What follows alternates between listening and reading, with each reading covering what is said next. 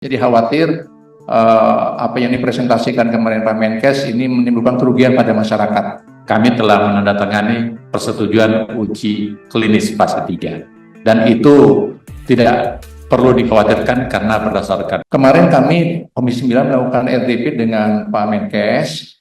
Pak Menkes menjelaskan akan melakukan clinical trial ya, jadi uji klinis terhadap vaksin TBC. Ya, jadi kami ingatkan bahwa filosofis hadirnya negara ini kan untuk melindungi masyarakat. Ya, jadi sampai sejauh mana BPOM melakukan pengawasan karena ini penggunaan vaksin atas bakteri Mycobacterium tuberculosis ini tingkat keamanannya sampai sejauh mana Pak? Jadi jangan sampai menimbulkan katakanlah dampak yang tidak kita inginkan pada masyarakat yang menjadi sampel ya kan atas uji klinis vaksin Mycobacterium tuberculosis. Ya, karena dalam presentasi pekan sebelumnya dari Kemenkes menjelaskan bahwa ditargetkan dari 2028 ini vaksin TBC ini bisa selesai dan 2009 bisa diimplementasikan. Ya, karena dampak paparan TBC ini di Indonesia lebih dari 1 juta Pak yang terpapar ya, dalam 1 tahun yang meninggal akibat infeksi TBC ini lebih dari 100.000 ya, dan 1 jam ya di tahun 2023 itu setiap 1 jam itu 7 orang meninggal. Jadi memang ini sangat strategis ya. Di satu sisi kalau ketika kemarin ada pandemi COVID-19 kok demikian cepat ya produksi vaksin COVID-19, sementara vaksin TBC ini udah berapa ribu tahun ya belum selesai. Sampai sejauh mana pengawasannya Pak? Ya, jadi khawatir apa yang dipresentasikan kemarin Pak Menkes ini menimbulkan kerugian pada masyarakat.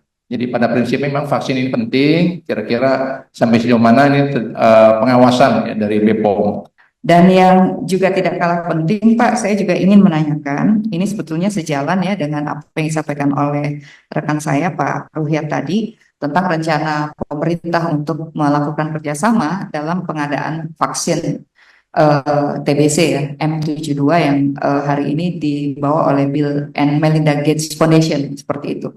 Berkaca pada pandemi COVID-19, menurut saya ya Badan POM harus proaktif ya, agar apa? Agar apa yang kemudian menjadi perbincangan di kanal media sosial di tengah masyarakat ini kemudian bisa ditengahi ya dengan informasi yang evidence based, bisa diredam dengan informasi yang memang berbasis ilmiah seperti itu, sehingga tidak lagi ada kuadran masyarakat yang masuk dalam kategori kebingungan dan kemudian menyebarkan disinformasi, misinformasi, bahkan hoax begitu ya tentang apa yang sedang dilakukan oleh pemerintah. Vaksin yang didanai oleh Melinda Gates Foundation yang berhubungan dengan tuberkulosis.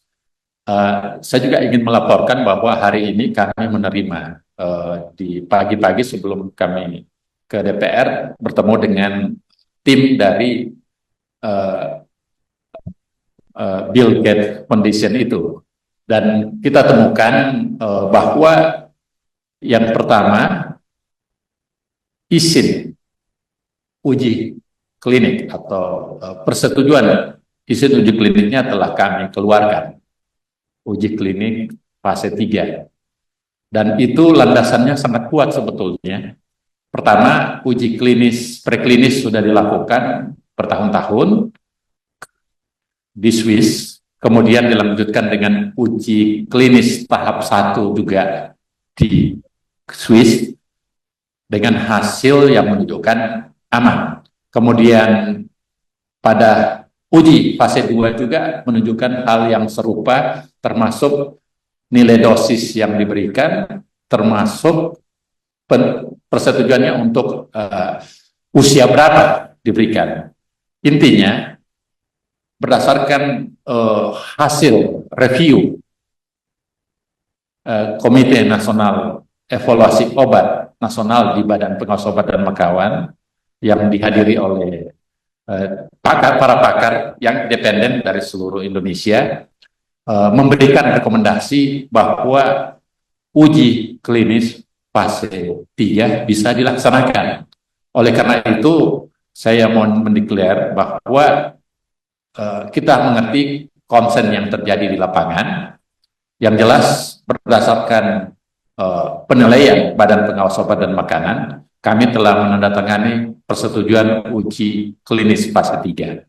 Dan itu tidak perlu dikhawatirkan karena berdasarkan evidence base, berdasarkan scientific base, dan berdasarkan referensi sebelumnya, itu sangat dan sesuai memenuhi standar good clinical practice. Jadi dengan demikian itu telah memenuhi syarat, dan tentu kami ingin mendeklar sebagai lembaga Badan Pengawas Obat dan Makanan bahwa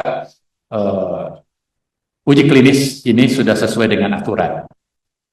Dan tentu kita berharap keuntungan-keuntungan yang akan kita dapatkan karena rakyat kita sangat membutuhkan vaksin ini kalau sudah lulus uji 3-nya. Dan tentu pengawasan kami akan berlanjut sampai kepada tahap pelaksanaan uji klinis, dan hasil uji klinis itu juga sangat menentukan untuk nanti kami memberikan izin edar jika uji klinis ini telah selesai. Saya kira itu klaster yang ketiga yang perlu kami jawab.